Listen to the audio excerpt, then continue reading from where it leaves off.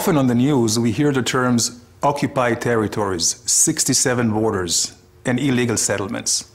And the story we usually hear sounds very simple. During the Six-Day War, Israel captured the West Bank from the Palestinians, refused the United Nations' demand to retreat, and illegally built settlements. But is that really the case? Let's try to understand the situation a little bit better. We'll start with a simple but extremely important question. From whom did Israel capture the West Bank? From the Palestinians? No. In 1967, there was no Arab nation or state by the name of Palestine. Actually, was there ever? Israel took over the West Bank from Jordan in an act of self-defense, after Jordan joined a war launched by Egypt and Syria to destroy Israel. Oh, by the way, destroying countries is rather illegal. The United Nations back in 1967 rejected repeated Arab and Soviet attempts to declare Israel as the aggressor. Security Council Resolution 242 did not demand a unilateral Israeli withdrawal. Rather, the United Nations called for negotiating a solution which would leave Israel with secure and recognized boundaries. In effect, defensible borders. But wait a second. What was Jordan doing in the West Bank in the first place? What was its legal justification? Well, Jordan had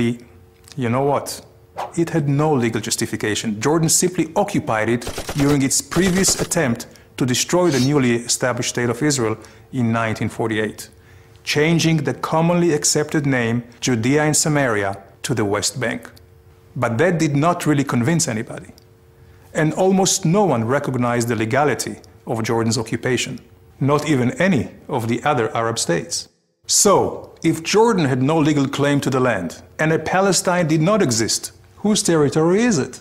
Let's go a little further back in time. Don't worry, not to the days of the Bible, only about 100 years. Until 1917, the Ottoman Empire occupied the whole region.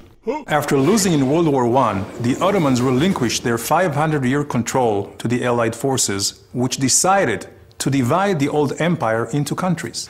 Britain's foreign minister, Lord Balfour, recognized the Jewish people's historical right to their homeland, a small area equivalent to about 0.5% of the Middle East was designated for this purpose.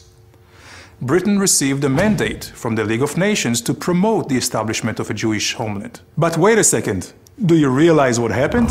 The Jewish homeland originally included not only the West Bank, but also the East Bank of the Jordan River. I guess you cannot say the Jewish people have not accepted some painful compromises already. Anyway, the League of Nations' recognition of a Jewish homeland, which includes the West Bank, was reaffirmed by the United Nations after the Second World War.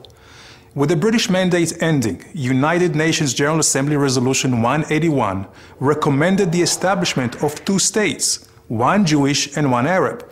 The Jews accepted it and went on to create the State of Israel, while the Arabs refused the compromise and launched a war to destroy the newly established Jewish state. Resolution 181, a non-binding recommendation in the first place, remained with no legal standing. At the end of the war, a ceasefire line was formed, where the Israeli and Arab forces stopped fighting.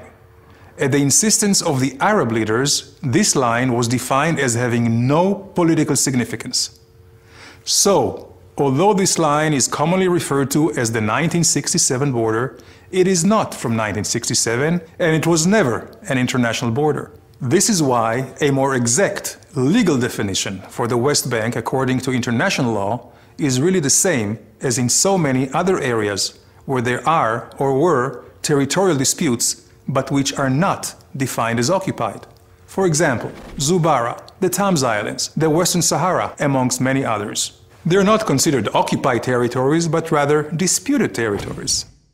So, let's return for a moment to our illustration and examine the complete chain of events. Israel's presence in the West Bank is the result of a war of self-defense. The West Bank should not be considered occupied because there was no previous legal sovereign in the area, and therefore, the real definition should be disputed territory.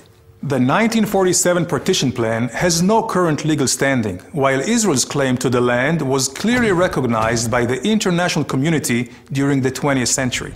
That is why the presence and construction of Israeli settlements in the West Bank should not be considered illegal. These are not just my own opinions. They are based on conclusions made by world-renowned jurists like Professor Eugene Rastow, Justice Arthur Goldberg, and Stephen Schwebel, who headed the International Court of Justice. So what's the solution for the dispute over the West Bank?